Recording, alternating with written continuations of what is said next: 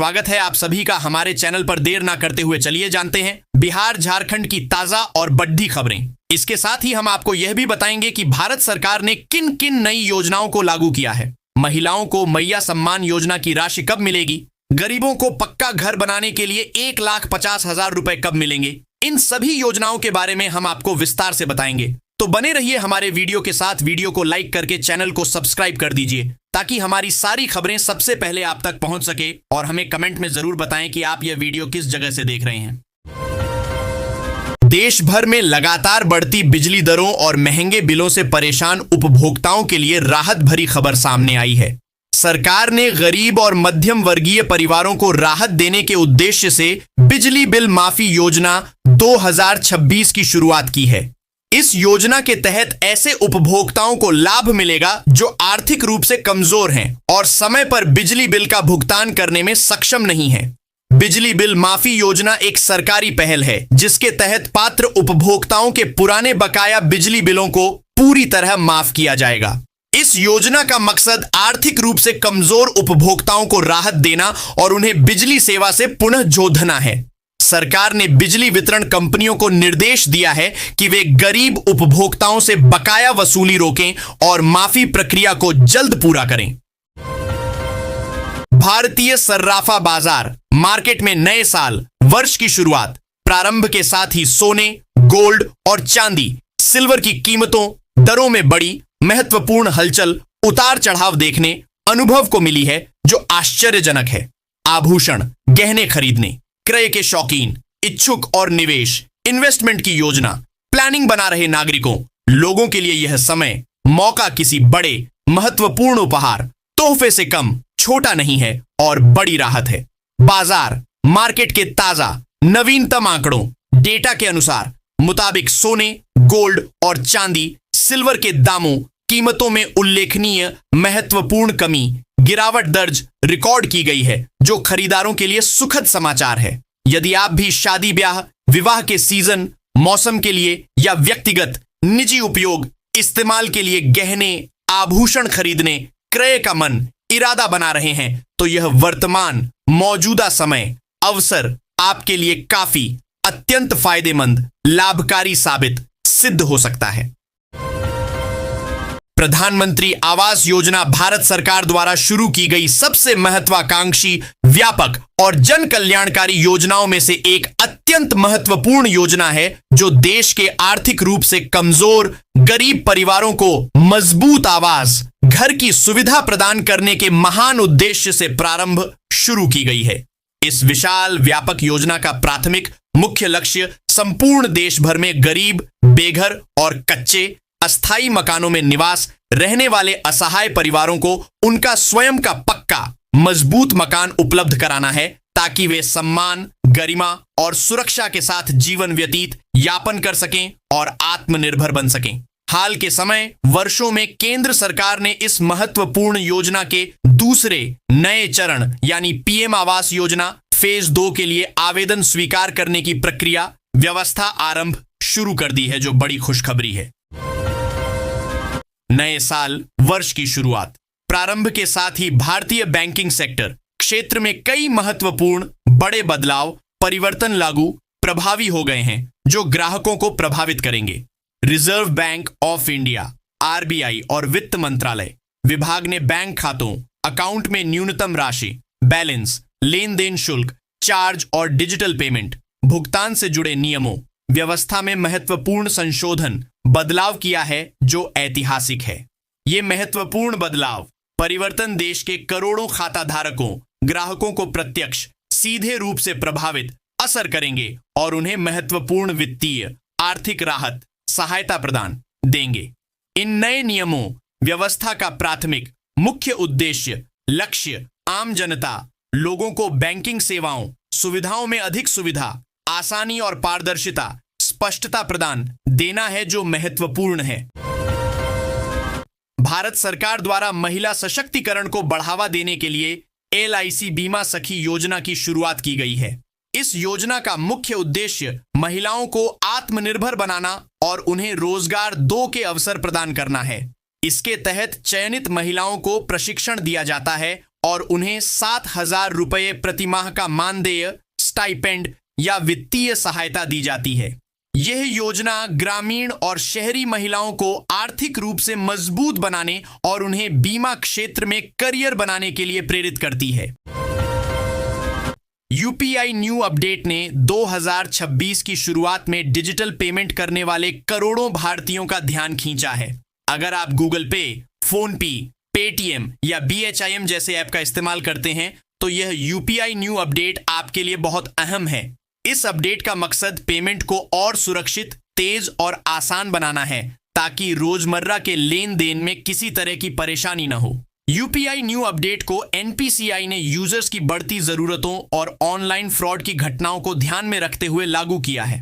पहले जहां यूपीआई केवल पैसे भेजने और पाने तक सीमित था, अब इसमें नए सिक्योरिटी फीचर, लिमिट बदलाव और स्मार्ट अलर्ट जोड़े गए हैं। यूपीआई न्यू अपडेट का सीधा फायदा आम यूजर, छोटे व्यापारी और ऑनलाइन शॉपिंग करने वालों को मिलेगा। देश में ऐसे लाखों लोग हैं जो किसी न किसी वजह से नियमित काम नहीं कर पाते। इसमें बुजुर्ग नागरिक, विधवा महिलाएं और दिव्यांग व्यक्ति शामिल हैं। इन वर्गों के लिए सरकार लंबे समय से पेंशन योजनाएं चला रही है ताकि वे लोग अपनी बुनियादी जरूरतों को पूरा कर सकें और किसी पर पूरी तरह निर्भर न रहें। Old window handicap pension scheme 2026 भी इसी सोच का हिस्सा है, जिसके तहत सरकार ने इन जरूरतमंद लोगों की मासिक पेंशन बढ़ाने पर विचार शुरू किया है। बढ़ती महंगाई और जीवन यापन की लागत को देखते हुए यह फैसला काफी अहम माना जा रहा है। सरकार की पेंशन योजनाओं का मुख्य उद्देश्य सामाजिक सुरक्षा देना है। जो लोग उम्र, बीमारी, विकलांगता या पारिवारिक स्थिति के कारण काम करने में असमर्थ होते हैं, उनके लिए पेंशन एक सहारा बनती है। विधवा महिलाओं के लिए यह योजना इसीलिए भी जरूरी है क्योंकि कई बार परिवार का कमाने वाला सदस्य न रहने पर उनके पास आय का कोई साधन नहीं बचता। वहीं बुजुर्गों और दिव्यांगों के लिए पेंशन सम्मान के साथ जीवन जीने का एक जरिया बनती है। देश में आज भी बड़ी संख्या में ऐसे छोटे और सीमांत किसान हैं जिनके पास कम जमीन होने के कारण खेती के लिए बड़े किसानों या महंगे किराए के ट्रैक्टर पर निर्भर रहना पड़ता है। इससे न केवल खेती की लागत बढ़ जाती है, बल्कि समय पर काम न होने से फसल उत्पादन भी प्रभावित होता है। हालांकि अब छोटे किसानों के लिए राहत भरी खबर है। राज्य सरकार पावर टिलर जैसे आधुनिक कृषि यंत्रों पर भारी सब्सिडी देकर किसानों को आत्मनिर्भर बनाने की दिशा में काम कर रही है। पावर टिलर एक ऐसा कृषि यंत्र है जो खास तौर पर कम जमीन वाले किसानों के लिए बेहद उपयोगी माना जाता है। 2 से 3 एकड़ तक खेती करने वाले किसान इस मशीन की सहायता से खेतों के अधिकांश काम आसानी से कर सकते हैं। यही कारण है कि पावर टिलर को छोटे किसानों के लिए ट्रैक्टर का बेहतरीन विकल्प माना जा रहा है। पटना मेट्रो को लेकर काम जोर शोर से चल रहा है। इस बीच पटना के लोगों के लिए बड़ी खबर है। दरअसल 3 से 25 जनवरी तक रूपसपुर फ्लाईओवर के नीचे से दीघा फ्लाईओवर तक नहर रोड के रूट में गाड़ियां नहीं चलेंगी। जानकारी के मुताबिक सुबह 9 बजे से दोपहर 2 बजे तक इस रूट पर गाड़ियों के चलने पर रोक रहेगी। जानकारी के मुताबिक मेट्रो का अंडरग्राउंड टनल बनाया जाएगा। इसके लिए बिजली की underground double circuit transmission line shift की जाएगी। नहर के किनारे मोनोपोल लगाए जा रहे हैं। पहले फेज में रूपसपुर नहर से बाएं पाटलिपुत्र स्टेशन वाले रूट में गाड़ियां नहीं चलेंगी, लेकिन दीघा की तरफ से पाटलिपुत्र स्टेशन वाले रूट में गाड़ियां चलेंगी। बिहार सरकार ने वरिष्ठ नागरिकों को बड़ी राहत देते हुए उनके लिए घर बैठे इलाज की सुविधा शुरू करने का निर्णय लिया है। अब बुजुर्गों को छोटी बड़ी स्वास्थ्य जांच या इलाज के लिए अस्पतालों के चक्कर नहीं लगाने होंगे। मुख्यमंत्री नीतीश कुमार ने 7 निश्चय पार्ट 3 के तहत सबका सम्मान जीवन आसान उद्देश्य को आगे बढ़ाते हुए यह अहम फैसला लिया है। इसकी घोषणा उन्होंने शनिवार सुबह सोशल मीडिया पोस्ट के माध्यम से की। इस नई व्यवस्था के तहत बुजुर्गों को उनके घर पर ही पैथोलॉजी जांच, ब्लड प्रेशर मापने और ECG जैसी जरूरी जांच की सुविधा मिलेगी। इतना ही नहीं, जरूरत पड़ने पर डॉक्टर घर पहुंचकर इलाज करेंगे और नर्सिंग सहायता भी उपलब्ध कराई जाएगी। सरकार का मानना है कि इससे उम्रदराज लोगों को समय पर इलाज मिल सकेगा और उनकी परेशानियां कम होंगी। बिहार के पटना जंक्शन को पूरी तरह मॉडर्न बनाने का निर्णय लिया गया है। कहा जा रहा है कि पटना जंक्शन को मुंबई के मॉडर्न टर्मिनल की तरह बनाया जाएगा। इसके निर्माण की लागत लगभग 95 करोड़ रुपए बताई जा रही है। इसमें अलग से अंडरग्राउंड 5 प्लेटफॉर्म होंगे। साथ ही पटना से पटना सिटी सेक्शन में जगह की कमी न हो, इसके लिए एक अतिरिक्त लाइनअप और डाउन दिशाओं में रिवर्सेबल तरीके से चलाने का निर्णय लिया गया है। इसी क्रम में पटना इलाके में जमीन की कमी के कारण दानापुर पटना के बीच मौजूद 2 स्टेबलिंग लाइनों को हटाकर तीसरी और चौथी लाइन बनाई जाएगी। ट्रेनों की क्षमता दोगुनी करने के लिए डीडीयू से पटना होते हुए झांझा तक करीब 400 किलोमीटर लंबी इस रेल लाइन के निर्माण पर 17,000 करोड़ की स्वीकृति भी रेलवे बोर्ड ने प्रदान कर दी है। वर्षों से एक आधुनिक बस स्टैंड का इंतजार कर रहे प्रमंडलीय मुख्यालय छपरा के लोगों के लिए साल 2026 राहत लेकर आने वाला है। जिला परिषद की ओर से शहर में जल्द ही एक अत्याधुनिक 3 मंजिला बस स्टैंड का निर्माण किया जा रहा है। इस परियोजना पर करीब 20 करोड़ रुपए खर्च किए जा रहे हैं। निर्माण कार्य शुरू हो चुका है और फिलहाल स्थल पर मिट्टी भराई का काम तेजी से चल रहा है। अधिकारियों के अनुसार अब तक लगभग 20% कार्य पूरा कर लिया गया है, जबकि शेष निर्माण जून 2026 तक पूरा करने का लक्ष्य रखा गया है। बिहार में आयुष्मान कार्ड बनाने की प्रक्रिया में अब तेजी आने वाली है। राज्य सरकार ने प्रधानमंत्री और मुख्यमंत्री आयुष्मान योजना के सभी लाभार्थियों को जोड़ने की प्रक्रिया में तेजी लाने की नई पहल की है। जो भी लाभार्थी इस योजना का लाभ नहीं उठा पाए हैं, उनका आयुष्मान कार्ड बनाने का काम प्राइवेट एजेंसियों के जरिए कराया जाएगा। इसके लिए टेंडर की प्रक्रिया भी शुरू कर दी गई है। जानकारी के मुताबिक आयुष्मान कार्ड निर्माण के लिए राज्य को 3 भागों उत्तर बिहार, दक्षिण बिहार और मध्य बिहार में बांटा गया है। यह काम सरकार की तरफ से चयनित 3 निजी एजेंसियों के हवाले होगा।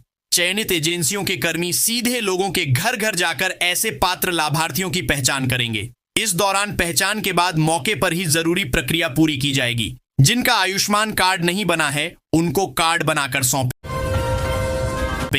झारखंड की तेज औद्योगिक और व्यापारिक गतिविधियों का प्रभाव दिखने लगा है। इसकी तेज रफ्तार के आगे बिहार पिछड़ने लगा है। यहां बिहार की तुलना में करदाता 3 गुना कम है, लेकिन झारखंड 7,650 करोड़ ज्यादा राजस्व पाने में सफल रहा है। झारखंड ने दिसंबर 2025 में घरेलू संग्रह में 9% की वृद्धि दर्ज की है। वहीं बिहार में इसी अवधि में 7% की गिरावट आई है। बिहार में जीएसटी पंजीकरणों की संख्या 6,68,000, झारखंड 2,24,000 से लगभग 3 गुना अधिक है। इसके बाद भी झारखंड का कुल घरेलू राजस्व संग्रह 21,965 करोड़, बिहार के संग्रह 14,315 करोड़ से 7,650 करोड़ अधिक है। इससे पता चलता है कि झारखंड के करदाता, मुख्यतः औद्योगिक इकाइयां, बड़े पैमाने पर राजस्व का योगदान दे रहे हैं। टीवी का पॉपुलर क्विज शो कौन बनेगा करोड़पति अपने 17वें सीजन के साथ अब अलविदा कहने जा रहा है। फिनाले एपिसोड एक लंबी और इमोशन से भरी यात्रा का खूबसूरत पड़ाव बन गया। इस खास मौके पर शो के होस्ट अमिताभ बच्चन खुद को रोक नहीं पाए और कैमरे के सामने ही भावुक हो गए। उनकी बातें सुनकर वहां मौजूद लोग और टीवी के सामने बैठे दर्शक भी इमोशनल हो गए। फिनाले एपिसोड की शुरुआत से ही माहौल अलग था। बिग बी के चेहरे पर मुस्कान के साथ एक अलग सी नमी भी नजर आ रही थी। उन्होंने अपनी बात शुरू करते हुए कहा कि कभी कभी हम किसी पल को इतना जी लेते हैं, जिसमें इतना खो जाते हैं कि जब वो पल अपने आखिरी छोड़ में होता है तो लगता है जैसे यह अभी अभी तो शुरू हुआ था और इतनी जल्दी खत्म भी हो रहा है। सब कुछ ऐसा लगता है मानो कल की ही बात हो। केंद्रीय कर्मचारियों और पेंशन भोगियों के लिए राहत की खबर जरूर है, लेकिन सैलरी बढ़ोतरी को लेकर पूरी तस्वीर अभी साफ नहीं हुई है। केंद्र सरकार ने 8वें केंद्रीय वेतन आयोग 8th पे कमीशन के गठन को मंजूरी दे दी है। वहीं दूसरी ओर 1 जनवरी से महंगाई भत्ता डीए कितना बढ़ेगा, इसका फैसला दिसंबर 2025 के महंगाई आंकड़े आने के बाद ही होगा। 7वें वेतन आयोग की 10 साल की अवधि 31 दिसंबर 2025 को पूरी हो चुकी है। ऐसे में लाखों केंद्रीय कर्मचारी और पेंशनर्स अब 8वें वेतन आयोग की सिफारिशों का इंतजार कर रहे हैं। सरकार ने जनवरी 2025 में 8वें वेतन आयोग की घोषणा की थी और इसके टर्म्स ऑफ रेफरेंस TOR को भी मंजूरी मिल चुकी है। यह आयोग कर्मचारियों के वेतन, भत्तों और पेंशन की समीक्षा करेगा। किया इंडिया ने फाइनली इंडियन मार्केट में अपने most popular SUV 2026 Kia Seltos को लॉन्च कर दिया है। सेकेंड जनरेशन किया सेल्टोस को कंपनी ने कई अपग्रेड्स, हाई टेक फीचर्स और मॉडल बोल्ड लुक के साथ इंडियन मार्केट में पेश किया है। वहीं फीचर्स से लेकर लुक, डिजाइन और कीमत में सेकेंड जनरेशन किया सेल्टोस सीधे टाटा सियरा को टक्कर देती है। लॉन्च होते ही ऑल न्यू किया सेल्टोस और टाटा सियरा दोनों ने ही मिड साइज SUV सेगमेंट में हलचल मचा दी है। ये दोनों SUVs फीचर्स से भरपूर हैं। एक तरफ जहां सेल्टोस ज्यादा power train option, space, comfort और फीचर लोडेड ट्रिम्स पर फोकस करती है। आगरा के ताजमहल में 15 से 17 जनवरी तक शाहजहां का 3 दिवसीय उर्स मनाया जाएगा। इस दौरान पर्यटकों को स्मारक में नी शुल्क प्रवेश मिलेगा और तहखाने में स्थित शाहजहां व मुमताज की कब्रें देखने का अवसर मिलेगा। उर्स में गुस्ल, संदल और चादर पोशी जैसी रस्में होंगी। मुख्य मकबरे पर भी नी शुल्क प्रवेश रहेगा, जो सामान्यतः सशुल्क होता है। बिहार सरकार ने गन्ना नीति में बड़ा बदलाव किया है, जिससे अब छोटे गुड़ उत्पादकों को भी प्रोत्साहन योजना का लाभ मिलेगा। इससे उनकी आय बढ़ेगी और पारंपरिक गुड़ उद्योग मजबूत होगा। अपर मुख्य सचिव ने बंद मिलों के पुनर्चालन, नई मिलों की स्थापना, गन्ना खेती का रकबा बढ़ाने और 3000 किसानों को प्रशिक्षण के लिए दूसरे राज्यों में भेजने के निर्देश दिए। किसानों को अनुदान और फसल बीमा का लाभ भी मिलेगा, जिससे ग्रामीण अर्थव्यवस्था को गति मिलेगी। बिहार सरकार बिहार कृषि निवेश प्रोत्साहन नीति के तहत कृषि प्रसंस्करण उद्योगों को बढ़ावा देने के लिए मखाना, शहद, फल और सब्जियों पर भारी अनुदान दे रही है। न्यूनतम 25 लाख से अधिकतम 5 करोड़ रुपए की परियोजनाओं पर सब्सिडी मिलेगी, जिसमें 20% बैंक आरण अनिवार्य है। SC, ST, महिला उद्यमियों जैसे कमजोर वर्गों को अतिरिक्त अनुदान का लाभ मिलेगा, जिससे निवेश और रोजगार सृजन को बढ़ावा मिलेगा। बिहार सरकार जीविका दीदियों के लिए एक महत्वाकांक्षी मास्टर प्लान ला रही है 10, जिसके तहत उन्हें डिजिटल प्लेटफॉर्म से जोड़ा जाएगा। इसका उद्देश्य उनके उत्पादों को गांव से शहर और अंतरराष्ट्रीय बाजारों तक पहुंचाना है, जिससे उन्हें बेहतर दाम मिल सके। व्हाट्सएप और सोशल मीडिया के माध्यम से सूचना तंत्र विकसित। बिहार सरकार के सभी 26 मंत्रियों ने अपनी संपत्ति का ब्यौरा सार्वजनिक किया है। मुख्यमंत्री नीतीश कुमार की फोर्ड इको स्पोर्ट और उप मुख्यमंत्री सम्राट चौधरी की महिंद्रा बोलेरो नियो सादगी दर्शाती है। हालांकि खेल मंत्री श्रेयसी सिंह की 37,58,000 की टोयोटा फॉर्च्यूनर और उसका VIP नंबर 000 एक चर्चा का विषय बन गया है। उनकी महंगी गाड़ी मुख्यमंत्री और उप मुख्यमंत्री से भी अधिक है, जो उनकी आत्मनिर्भरता को भी दर्शाती है। पथ निर्माण विभाग के सचिव पंकज कुमार पाल ने पटना में मुख्यमंत्री की प्रगति यात्रा के दौरान घोषित सड़क परियोजनाओं 1 का निरीक्षण किया। उन्होंने निर्माण कंपनियों को निर्देश दिया कि वे कामगारों की संख्या बढ़ाकर सभी परियोजनाओं को समय से पहले पूरा करें।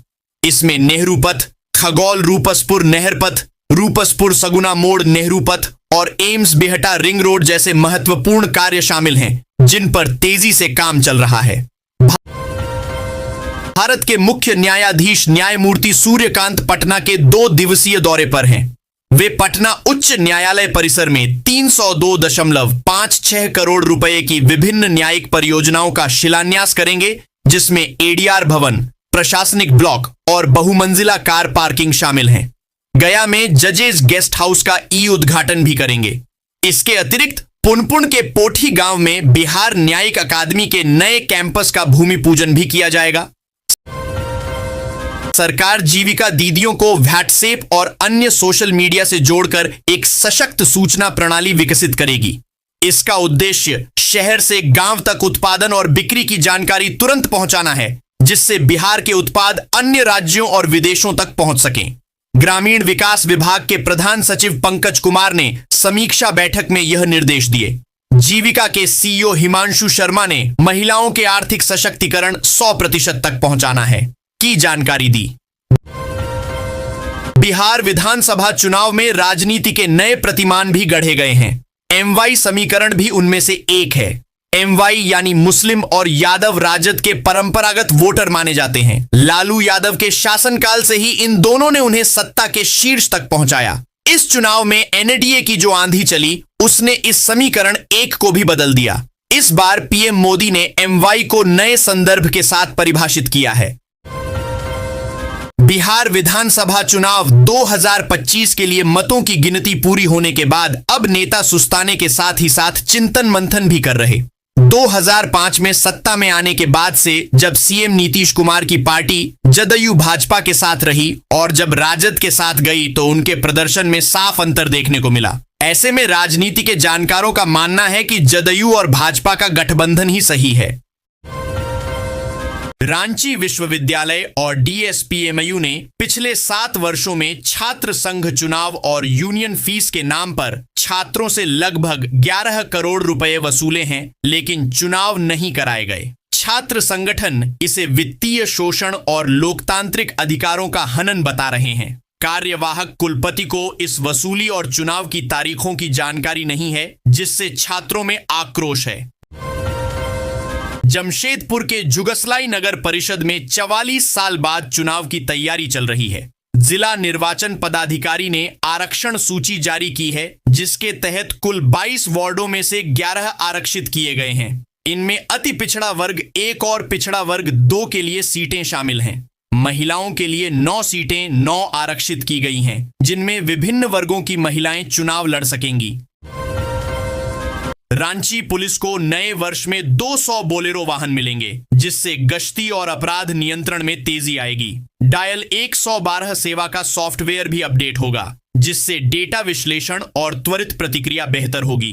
पुलिस ने 14 करोड़ 84 लाख के मादक पदार्थ जब्त किए, 2582 एकड़ अफीम नष्ट की और संगठित अपराध व अवैध खनन के खिलाफ कई गिरफ्तारियां की, जिससे शहर की सुरक्षा मजबूत हुई।